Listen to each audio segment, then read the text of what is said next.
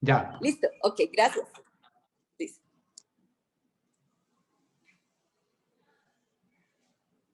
¿Ya? Sí, dale. Listo. Bueno, buenas tardes a todos.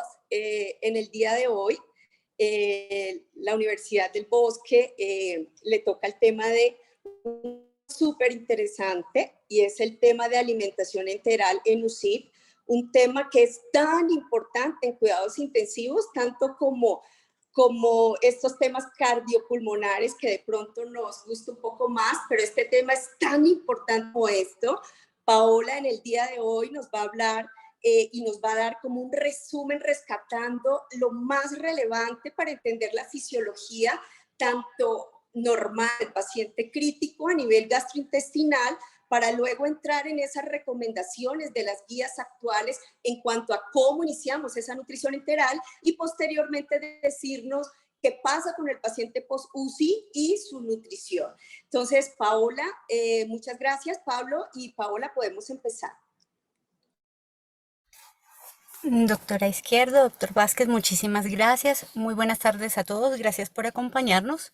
Mi nombre es Ulisa Paola Alzate y soy residente de Medicina Crítica y Cuidado Intensivo de la Universidad El Bosque. Nuestro tema el día de hoy será alimentación enteral en la unidad de cuidado intensivo pediátrico.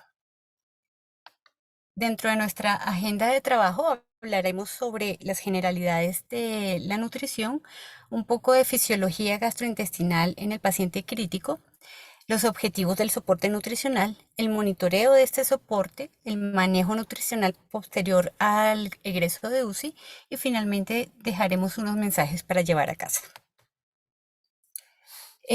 Cuando hablamos de nutrición en UCI es importante recordar que cuando un paciente ingresa a nuestra unidad puede tener alteraciones nutricionales que es importante detectar.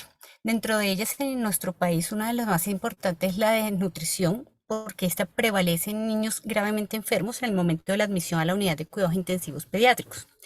Esto puede hacer que haya otras deficiencias nutricionales durante su estancia debido a que la carga de la enfermedad o también una inadecuada ingesta de nutrientes que no sean provistos adecuadamente puede empeorar su pronóstico. Por lo tanto, uno de los objetivos de nosotros en la unidad de cuidado intensivo es proveer adecuadamente los nutrientes que nuestro paciente necesita.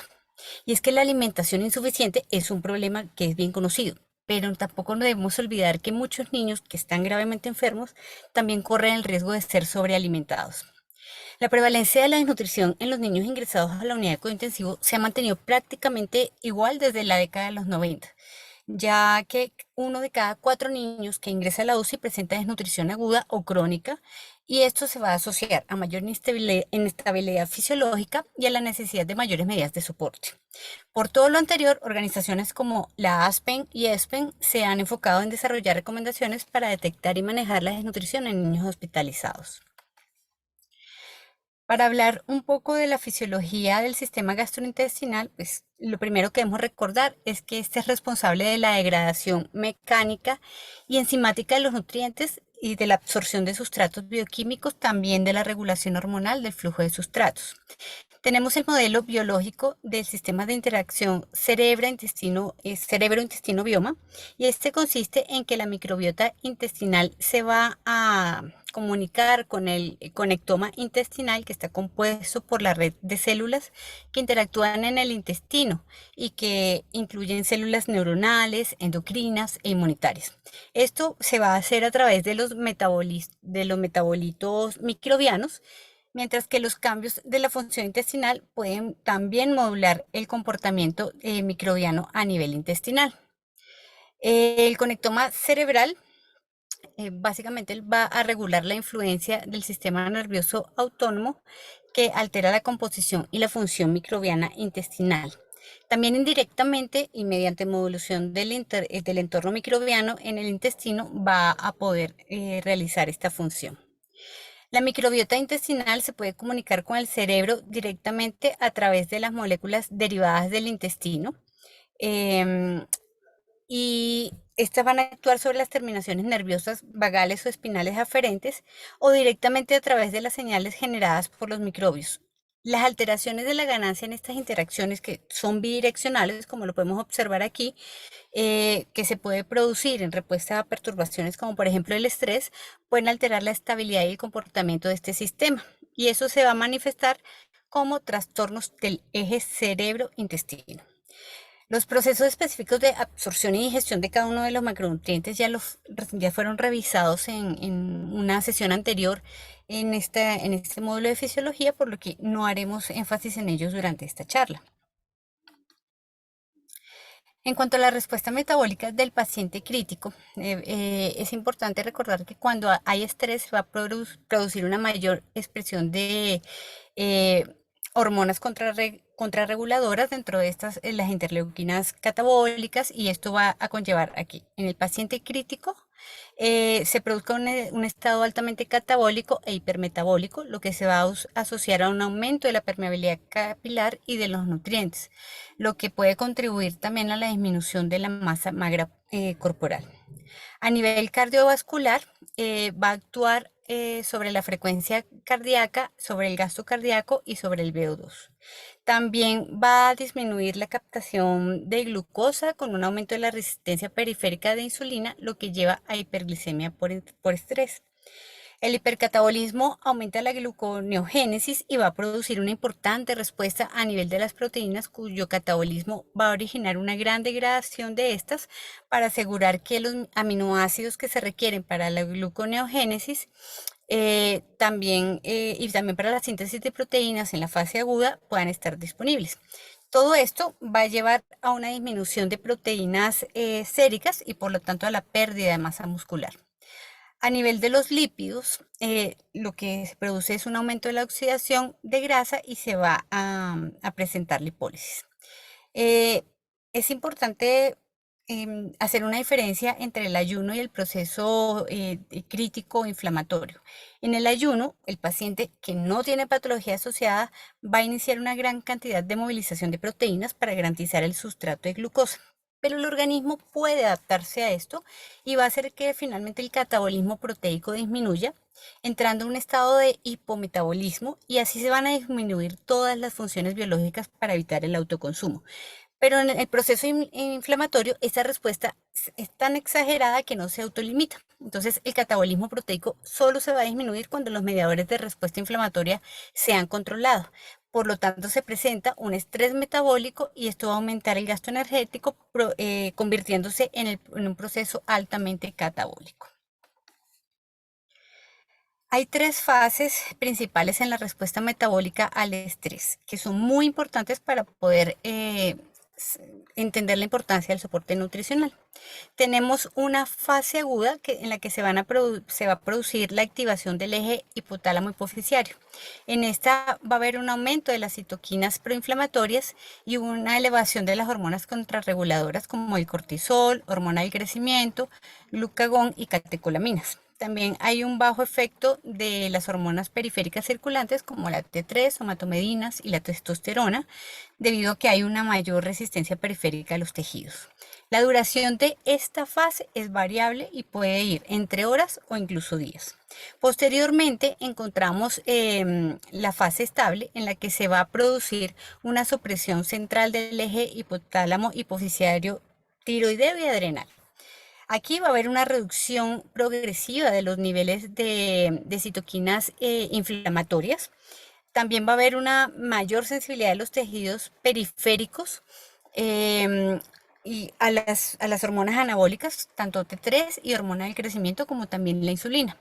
Durante esta fase, vamos a observar una depresión de la masa grasa y los depósitos grasos van a permanecer relativamente constantes. Esta fase puede durar entre días hasta incluso semanas. Y finalmente vamos a tener la fase de recuperación. Esta va a implicar la normalización de las alteraciones neuroendocrinas, las inmunitarias y las metabólicas, y es donde se espera que ya haya una recuperación de la masa muscular. Esta fase puede durar semanas o incluso meses. Hay otra propuesta para explicar la respuesta metabólica ante el estrés y es la de Cuthbertson, quien desde 1932 describió las fases de respuesta al trauma que son traspolables a cualquier otro proceso de injuria. Entonces aquí tenemos la fase EV o la fase de choque, donde hay un incremento de la actividad simpática, hay una pérdida de fluidos y una disminución de la perfusión tisular. Esto va a hacer que haya una disminución en la velocidad metabólica y va a llevar a disminución del gasto energético. Posteriormente está la etapa, la etapa o fase flow, la que comienza también en la etapa aguda y se va a extender luego hasta la etapa de mantenimiento. Esta se caracteriza porque va a haber un gran estrés metabólico y un aumento del catabolismo y de la velocidad metabólica. Esto va a hacer que aumente el gasto energético, lo cual tiende a normalizarse en el tiempo. Y finalmente vamos a ver la fase de convalecencia, en la que ya se produce una remodelación funcional y va a comenzar la recuperación de tejidos, lo que se va a relacionar directamente con el aporte de los nutrientes. En cuanto al intestino y la barrera intestinal en el paciente crítico, entonces tenemos que saber qué pasa cuando estamos presentando las alteraciones inflamatorias. Entonces, en condiciones normales, las células madres intestinales van a proliferar desde la cripta, donde se van a dividir y van a migrar hacia arriba y van a formar una capa en la parte superior de las vellosidades. El epitelio aquí está rodeado por una capa continua de moco que también actúa como barrera. La permeabilidad de esta capa está medida a través de las proteínas de unión, como la ocludina, la claudina y la sonulina. Aquí el complejo de ensamblaje que encontramos entre las células epiteliales va a actuar como una barrera selectiva que va a permitir el paso de agua y de solutos, pero va a impedir el movimiento de moléculas más grandes, incluyendo los microorganismos. Pero cuando estamos en el estado crítico, la proliferación celular va a disminuir y va a aumentar la apoptosis también. Entonces va a afectar directamente las vellosidades y su longitud. Además de esto, la capa de moco se ve dañada y ya no es uniforme, por lo que también va a afectar su actividad de barrera. Se presentan cambios en los sitios de unión en los que hay hiperpermeabilidad, haciendo que la función de barrera del intestino ya se vea comprometida y por lo tanto las bacterias pueden atravesarla. Y esta condición puede presentarse incluso en la primera hora en los pacientes que tienen un proceso séptico. Cuando esto sucede, aumenta el riesgo de complicaciones en un paciente que de por sí ya tiene una condición crítica. Los cambios en el microbioma intestinal causados por lo anteriormente descrito y además también por algunas prácticas comunes en la UCI, como por ejemplo la intubación orotraqueal, la colocación de líneas centrales, el uso de esteroides, de inmunosupresores, todo esto puede alterar el microbioma intestinal, pero también la administración de algunos medicamentos como los opioides, los inhibidores de la bomba de protones y los antibióticos de amplio espectro pueden empeorar el panorama del paciente críticamente enfermo, llevándolo a situaciones realmente potencialmente fatales en estos pacientes. Los estados críticos se van a asociar con diversos mecanismos, tanto bioquímicos como fisiológicos, que van a estar relacionados con alteraciones gastrointestinales que pueden ser tanto la causa como la consecuencia de la enfermedad. Y a su vez van a conducir a condiciones potencialmente mortales dependiendo del grado de severidad, y esto va a terminar afectando posteriormente el resultado clínico. Entonces, aquí podemos observar diversos mecanismos que pueden verse alterados, como los mecanismos de absorción, de homeostasis, la motilidad, y estos van a producir cada uno efectos clínicos que van a llevar a una condición amenazante de la vida en el paciente. Podemos ver que esto no tiene una relación lineal, sino que siempre se van a relacionar de forma distinta dependiendo de los mecanismos que se presenten, la afectación que presenten y el estado del paciente previo. Podemos resumir los cambios metabólicos para tenerlos en cuenta e iniciar nutrición enteral porque se debe ajustar de una manera constante según la fase en la que nos encontremos. Entonces, pues tenemos que recordar que la fase puede abarcar desde una fase temprana en las primeras horas a una enfermedad incluso crítica crónica. en la que hay una inflamación persistente acompañada de un catabolismo muscular y una fase flow en la que ya podemos hablar de anabolismo y dentro de estos pacientes se incluyen los que están post-UCI y aquí ya vamos a buscar es mejorar la calidad de vida, la funcionalidad y la fragilidad del paciente con miras a un proceso de rehabilitación. Hay algunos objetivos de soporte nutricional en los que se pueden identificar el riesgo del paciente crítico y realizar una adecuada valoración nutricional y evaluación de los requerimientos del paciente.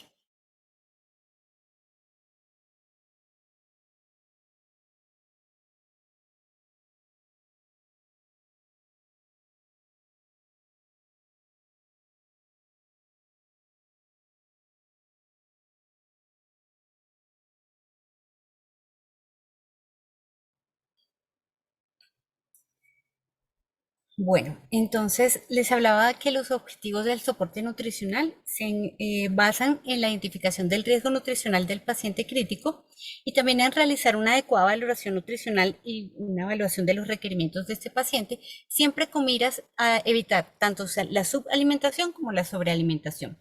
Adicionalmente, vamos a tener un plan de nutrición en el que se va a enfocar en tener nutrientes óptimos, en una iniciación de soporte nutricional temprano y oportuno, en la selección de la vía correcta y en el monitoreo del seguimiento.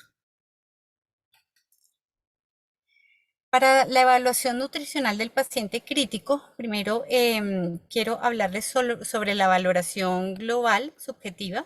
Esta es una prueba de tamizaje que fue desarrollada por Detsky desde 1987. Fue desarrollada en el Hospital General de Toronto y sigue siendo un método clínico de exploración del riesgo nutricional en un paciente muy eficaz para, a través de la historia clínica y de la exploración física, poder determinar cómo es su estado nutricional.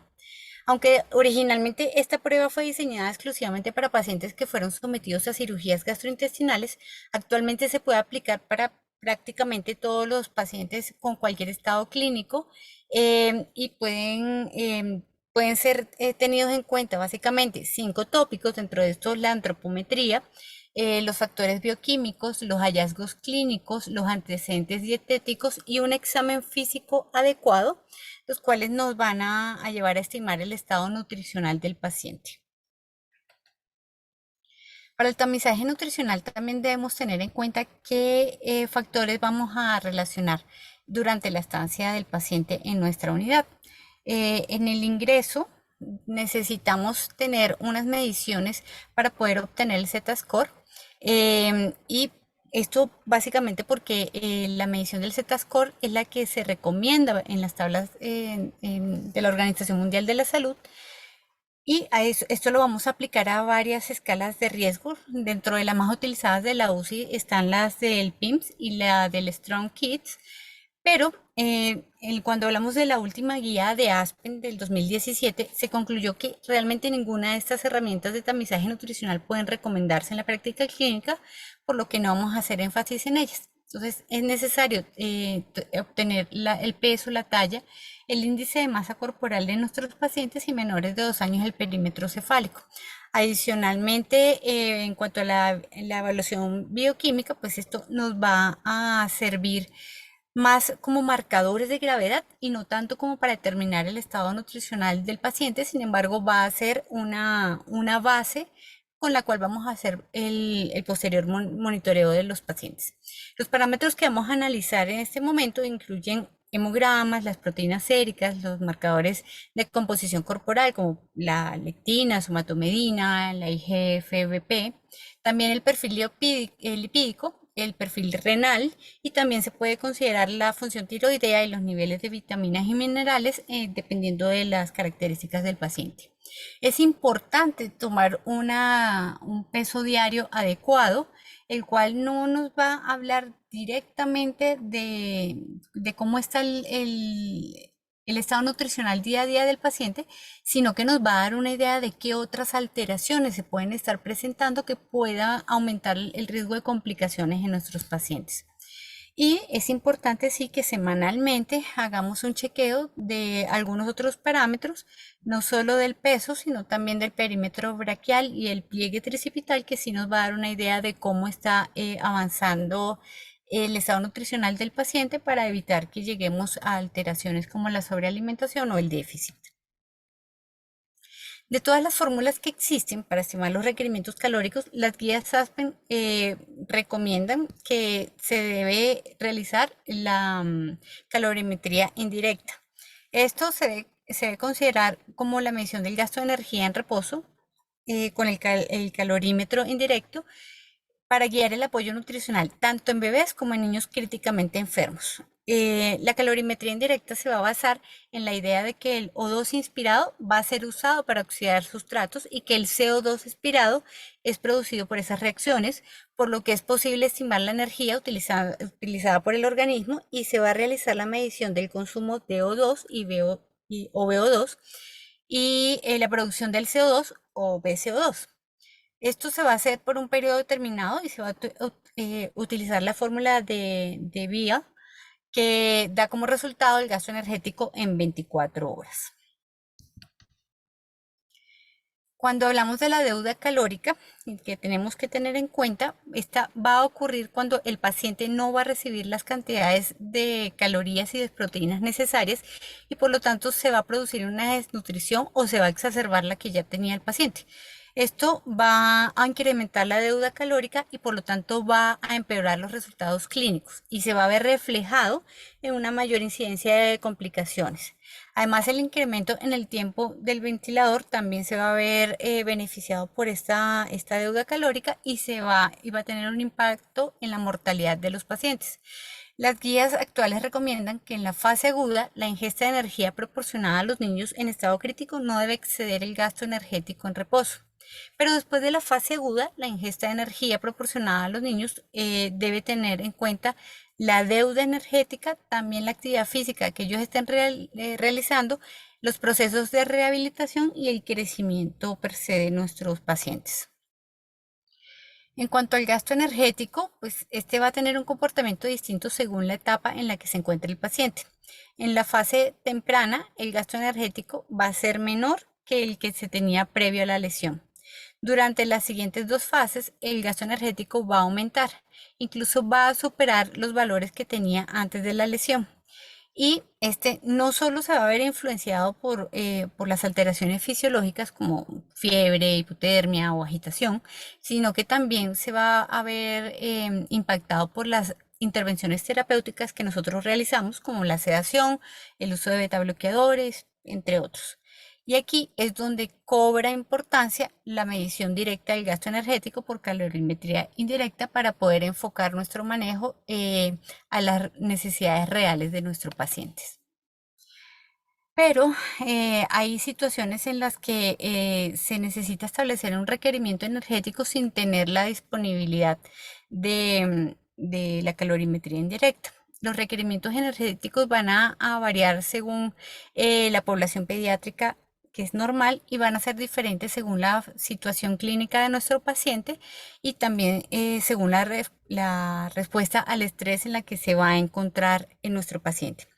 Estos están condicionados por ciertos factores, como por ejemplo la sedación, la ventilación mecánica, y también se van a asociar una reducción del gasto secundario a la disminución de la actividad que van a tener nuestros pacientes internados.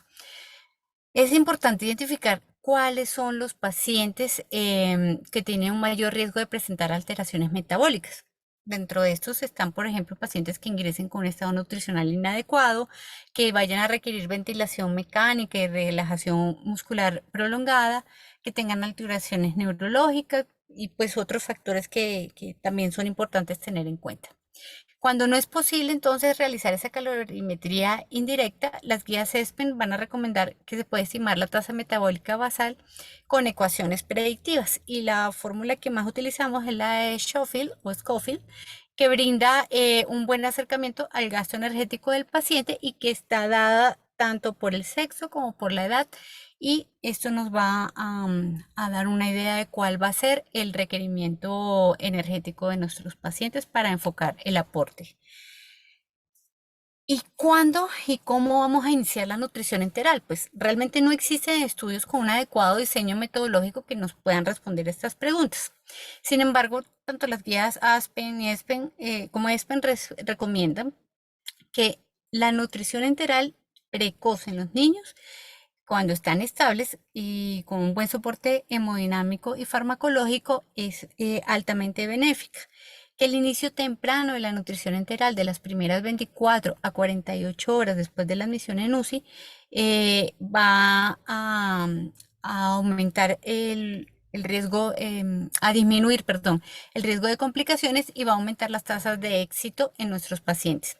Además, hablan de que no hay evidencia que sugiera que las alimentaciones continuas o intermitentes van a ser superiores a la administración de alimentos por vía gástrica en pacientes gravemente enfermos y que se debe usar un protocolo de alimentación enteral para las poblaciones de alto riesgo y esto con el fin de mejorar la ingesta nutricional y de reducir los eventos adversos. Hay diversos estudios en los cuales también se habla pues, del soporte nutricional. Por ejemplo, las guías de Cochrane Nutritional Support of Critical Children del 2016 identificaron un ensayo relevante, pero un único ensayo, con 77 pacientes en cuidados intensivos que tenían quemaduras que afectaban más del 25% del área de superficie corporal y lo que hicieron fue aleatorizarlos en los grupos en los que se iniciaba la nutrición enteral dentro de las 24 horas, después del ingreso o después de las 48 horas. Y realmente no se observó una diferencia estadísticamente significativa para la mortalidad, el aumento del riesgo de sepsis, los días de ventilación o la duración de estancia. Sin embargo, sí se ha hablado de que realmente entre más temprano se inicie en un paciente que no tenga contraindicaciones, mejores van a ser los resultados y hay muchos otros ensayos y estudios que así lo ratifican. Entonces, hablemos ya del requerimiento de proteínas. Entonces, normalmente durante el ayuno, la energía se va a obtener del glucógeno y de la oxidación de los ácidos grasos, también de los cuerpos cetónicos, y todo esto se va a producir en el hígado. La síntesis de glucosa se va a producir a partir de los aminoácidos provenientes de las proteínas corporales. En el paciente en estado crítico, este proceso de catabolismo proteico para poder obtener los aminoácidos para la síntesis de glucosa hepática se van a perpetuar. Entonces, esto va a hacer que se pueda obtener a partir del glucógeno, la oxidación de los ácidos grasos y los cuerpos cetónicos, los aminoácidos necesarios para que todo esto para que las proteínas del cuerpo no se consuman. Pero esto va a producir un aumento del catabolismo proteico. Entonces, aquí es donde nosotros debemos actuar con un adecuado aporte de proteínas. El aporte mínimo de proteínas que es recomendado es de 1,5 gramos por kilo por día y estos aportan hasta 4 kilocalorías por gramo de energía. Entonces, también el aporte va a ser direccionado según el grupo etario, siendo este aporte mínimo el de 1,5 gramos en los pacientes mayores entre 13 a 18 años y llegando a ser tan alto como 2 a 3 gramos en los pacientes cerca de la edad neonatal y en los pacientes que en el periodo de lactancia, por lo tanto de los 0 a los 2 años. Durante la etapa de recuperación de la que hemos hablado anteriormente, además del incremento del aporte energético, acorde a las necesidades de recuperación del paciente y de la actividad física, es importante mantener un aporte proteico elevado porque de esto depende tanto la reparación de los tejidos como tener un adecuado catch-up. En cuanto al requerimiento de carbohidratos, la glucosa debemos recordar que es el sustrato energético más importante del organismo y este se va a encontrar como glucosa extracelular y pues la menor parte se va a encontrar como glucógeno hepático y glucógeno muscular. En los pacientes cuyo metabolismo de la glucosa es regulado por el equilibrio entre hormonas anabólicas, como por ejemplo la insulina, la somatotropina y las hormonas de crecimiento, y por otro lado las hormonas catabólicas como el cortisol y la adrenalina y el glucagón, pues vamos a poder tener un adecuado aporte de glucosa para poder realizar todas las funciones del organismo. La tasa máxima de oxidación de la glucosa hay que recordar que es de 4 a 5 miligramos por kilo por minuto, pero en el paciente de estado crítico esta se va a reducir, llegando incluso a ser de 3 a 4 miligramos por kilo por minuto. Entonces, estas cantidades se deben calcular siempre sobre el peso ideal cuando hablamos de pacientes obesos o de pacientes hematizados. Pero cuando nos enfrentamos a un paciente que está gravemente desnutrido, entonces se van a calcular sobre el peso actual y se van a ir ascendiendo de forma progresiva hasta alcanzar las necesidades calculadas a partir del peso ideal. Esto con el fin de evitar que haya un síndrome de realimentación. Y pues es necesario tener un control estricto de la glicemia, porque la hiperglicemia se encuentra asociada a un incremento de la morbimortalidad, como todos lo sabemos. Sin embargo, los estudios recientes, incluidos el Night Sugar, han demostrado que la hipoglicemia también tiene un aumento en el incremento de la mortalidad. Entonces, las recomendaciones están en no tener fluctuaciones grandes de la glicemia. Hay que evitar la hiperglicemia, pero también la hipoglicemia. Por lo tanto, las guías ADA y las guías ASPEN recomiendan actualmente que los pacientes en un estado crítico van a tener un objetivo de glicemias que varían entre 144 y 180 miligramos por decilitro. En cuanto al requerimiento de los lípidos, hay que recordar que los lípidos son la primera fuente de energía utilizada en los niños en estado crítico. Su metabolismo se va a incrementar en casos de estrés y estos deben aportar entre el 30 y el 50% de las calorías no proteicas, lo cual va a equivaler a 1,5 a 2 gramos por kilo por día. No se recomienda en nuestros pacientes que superemos los 3 gramos por kilo por día, a pesar de que requiramos aumentar los ajustes, la administración de lípidos. Y en cuanto a los requerimientos de micronutrientes, pues hay que recordar que en los pacientes críticamente enfermos se pueden ver modificados también por el estado nutricional previo. Aquí, por ejemplo, en esta gráfica, vemos como en el eje de las X vamos a ver el tiempo de la admisión del paciente y en el eje de las Y em, vamos a ver el porcentaje de objetivo nutricional determinado, tanto por sexo como por la altura y el peso del paciente. Entonces, las reservas corporales de cada micronutriente pueden ser variables, pero generalmente son insuficientes para asegurar un metabolismo normal que vaya más allá de una semana si no tenemos un aporte adecuado de estas. Entonces, las necesidades de los micronutrientes van a depender tanto de la deficiencia previa como de la ingesta de alimentos antes del ingreso, las pérdidas corporales que comience a presentar nuestro paciente, qué enfermedad es con la que está cursando y la alimentación que estemos dando. Todo esto se va a tener en cuenta para la administración de micronutrientes y de oligoelementos, ya que cada vez se estudia más la importancia de estos en el balance metabólico de los pacientes. Y el monitoreo del soporte nutricional, pues es importante asegurar inicialmente la nutrición. Esto va a ser con un adecuado soporte nutricional según lo prescrito y verificar que esté administrándose según lo planeado. También vamos a monitorizar muy bien cuáles son los aportes calóricos que estamos entregando y que estos tengan un adecuado cubrimiento de los requerimientos proteicos y calóricos en el paciente. Vamos a hacer un seguimiento de los electrolitos con el fin de detectar el déficit y tanto de electrolitos como micronutrientes de forma temprana para hacer las adecuadas reposiciones. Debemos estar atentos al déficit o al exceso de los aportes que damos a los pacientes. Debemos calcular la deuda calórica. Para esto vamos a aplicar pues, lo comentado anteriormente y vamos a vigilar las complicaciones que se puedan presentar. Entonces, dentro de las complicaciones que vamos a vigilar, asociados a la gastrointestinal. nutrición integral definitivamente es la vía de elección para el soporte nutricional porque es la más fisiológica. Va a reducir la secreción de factores inflamatorios intestinales y va a atenuar el estrés y la respuesta hipermetabólica. Va a disminuir la incidencia de úlceras por estrés y el riesgo de ilio, mantener la motilidad intestinal y va a disminuir la translocación bacteriana. Todo esto que va a reducir la permeabilidad intestinal.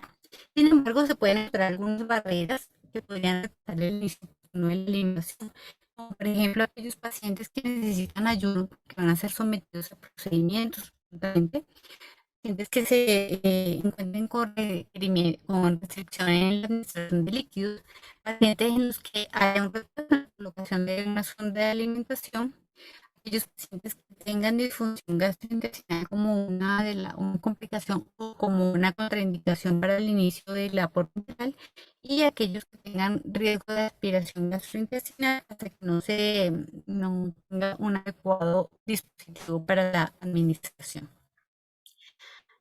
Algunas otras recomendaciones de las guías incluyen el monitoreo de la tolerancia gastrointestinal, en el que básicamente es importante ver cuáles son los signos clínicos, los diferentes cuadros asociados a estas disfunciones. Anteriormente hablábamos de la medición del residuo gástrico, pero en las guías actuales es un proceso que no se recomienda. En cuanto al control de la regurgitación y el reflujo gastroesofágico como uno de los predisponentes a que haya posibilidad de aspiraciones, pues se mantienen medidas como la elevación de la cabecera y pues las infusiones continuas, pero todo esto siempre se debe individualizar según nuestros protocolos institucionales, pero sobre todo según la valoración del paciente. En cuanto a otros ítems que siempre son importantes mencionar cuando hablamos de nutrición enteral, está el uso de proquinéticos como eritromicina, la metoclopramida, y en las guías actuales definitivamente no se recomienda. Sin embargo, hay que individualizar pacientes que puedan llegar a requerir ocasionalmente el uso de proquinéticos, pero siempre debe individualizarse según la condición de este paciente. En cuanto a la nutrición prepilórica o la postpilórica, realmente no hay una evidencia fuerte que nos permita hacer una recomendación sobre la efectividad de una sobre la otra, y por lo tanto lo que más debemos evaluar es el riesgo de broncoaspiración para tomar una decisión al respecto. Y en cuanto a las fórmulas lácteas o la inmunonutrición, pues se recomienda que el uso de las fórmulas poliméricas como primera línea, y se deben considerar fórmulas ricas en proteínas y energía para los niños que tengan restricción hídrica. También puede considerarse los péptidos para mejorar la tolerancia y la progresión de la alimentación enteral en los niños en los que las fórmulas poliméricas no son adecuadamente toleradas o incluso aquellos en los que están contraindicadas. Cuando hablamos del manejo post-UCI, es importante mencionar algunos puntos importantes que debemos tener tanto en el inicio de los cuidados post-UCI como en el seguimiento en el tiempo. Dentro del inicio inmediato post-UCI, pues debemos tener una coordinación entre la ventilación que recibió el paciente y el despertar que éste ha tenido. Tenemos que estar atentos a cuál es la selección de los sedantes y cuál fue la exposición de la analgesia en estos pacientes, y hacer un monitoreo del posible delirio que puedan presentar. Y en el seguimiento en el tiempo, pues debemos estar atentos a la movilidad temprana y la realización de ejercicios y de rehabilitación por parte del paciente. También que tenga una alimentación adecuada y un aporte de proteínas tempranos con una adecuada suplementación, y que haya una ganancia funcional y un crecimiento muscular adecuado para este paciente. Esto es fundamental para evitar otras complicaciones, como por ejemplo la sarcopenia. Recordando que la sarcopenia es la depresión de los tejidos magros dados como una expresión final de unos eventos fisiopatológicos que son desencadenados tanto por el trauma como por la injuria. También se pueden desencadenar por la inflamación y por la hipercatabolia. Esto se puede asociar también a un aporte insuficiente de energía y de nutrientes, lo cual se va a traducir en un desgaste muscular severo y definitivamente nos obliga a reorientar las estrategias de soporte nutricional, porque de lo contrario se va a aumentar de manera significativa la morbimortalidad en estos pacientes. Y para finalizar, los mensajes que quiero dejarles para llevar a casa es que hay que tener en cuenta que el suministro de una nutrición óptima que sea adaptada individualmente es uno de los objetivos importantes que tenemos en nuestras unidades de cuidado intensivo. La desnutrición es frecuente en la unidad de cuidado intensivo y se va a asociar con una mayor inestabilidad fisiológica y a utilización de recursos. Todos los niños en la UCI deben considerarse niños en riesgo nutricional. Si no se calcula o se mide con precisión el gasto de energía durante la enfermedad crítica, se puede producir una sobrealimentación o una subalimentación, obviamente involuntaria. Para esto la calorimetría indirecta es el estándar para la evaluación del gasto de energía y nos puede ayudar a guiar la prescripción de energía cuando este método está disponible. La cantidad precisa y el momento de la entrega de nutrientes durante la enfermedad aguda se debe individualizar y es un área importante para poder hacer más investigación a futuro. En cuanto a la nutrición enteral, pues es importante recordar que es el modo preferido del suministro de sus nutrientes en nuestros pacientes en UCI, siempre y cuando tengan un tracto gastrointestinal funcional y pues que la nutrición temprana se ha asociado con resultados positivos en los pacientes críticamente enfermos, por eso es algo que siempre debemos de estar reforzando y evaluando. Muchísimas gracias.